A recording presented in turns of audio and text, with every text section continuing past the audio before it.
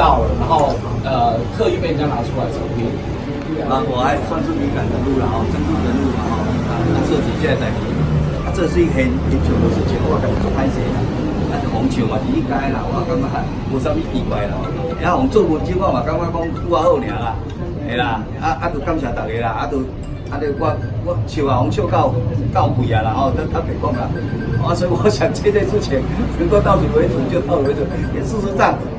钱为对来拢做真做，到底言论唔通国家有脚有手，国家啥物人拢共管伊这就是正一啦。我想这个大概安尼说规定人就叫规矩那种。不要规矩的问题啊，你管大你应该请你买安尼没有问题啦，好不好？没有问题啦，谢谢大家，谢谢，好，谢谢。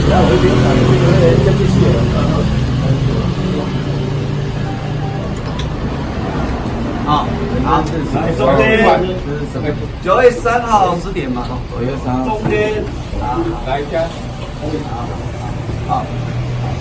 谢谢。那这几天会不会很煎熬？说没有出面吗？没有煎熬啦，我只是不愿意设置来操作。你讲这件简单纯的代志，咁就安尼我会当安尼规划看来，你就是讲一定爱讲我就甲你讲这代志的代志，家庭事啦，我是不爱讲变做家庭事变社会事安尼尔啦，讲明的就是安尼，好不好？好，谢谢大家，谢谢好。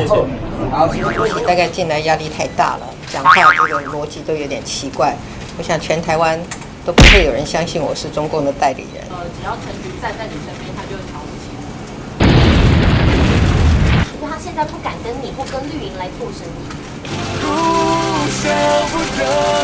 现在总统与交通部林部长莅临会场，请与会贵宾同仁热烈掌声欢迎总统及林部长。第4位，板桥邮局王炳杰先生。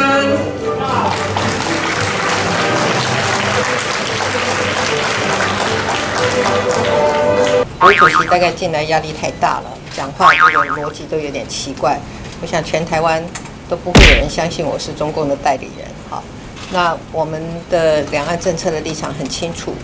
就是我们要尽力的维持和平稳定的现状守护我们国家的主权，守护我们民主生活的方式是我有注意到这个陈明委员昨天有发声明那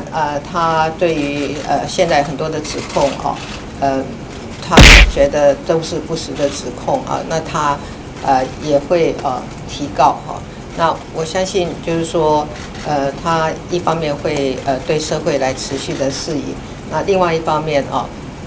请司法单位来协助厘清，也是一个不错的想法。昨天我如果没有记错的话，财政部有说明说，这种外面的人口进来的事情不是财政部海关组长的事项那无论怎么说凡是到台湾来的人，不论是先来后到我们都要尊重也不能歧视那作为民选的政治人物也必须要避免用这种错误的，而且是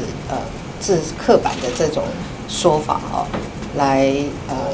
指涉这个我们从外面进来的来参与我们这个社会的这一些新的移民也好，或者是移工也好。那柯文哲接受媒体专访的时候，他说，他批评你说，你没有办法管理你身边的人对他的攻击，而且他还说，只要陈菊站在你身边，他就会瞧不起你。我觉得台湾是一个民主社会了那政治人物都会受到批评跟质疑的嘛那不用说他了，做总统的我这么多年来，甚至于我在做党主席的时候，这些批评质疑也都是不断的那政治人物就必须要去承受，必须是适宜嘛那所以我相信柯文哲市长或者柯文哲主席，尤其他现在是主席了也更要去体会到在台湾作为一个政治人物所必须承受的他说你有找很多人去跟他接洽，而且你过去的承诺都没有兑现，所以他现在不敢跟你或跟绿营来做生意。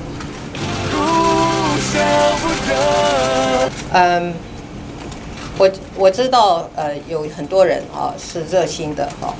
但是不必然的是代表我去传达什么样的意思那在过去的选举的过程中我们也曾经帮过他那也有很多人也很热心那他不应该把这些人的热心作为一种不友善的解释那这个是不好的。好，谢谢大家，谢谢，好，谢谢。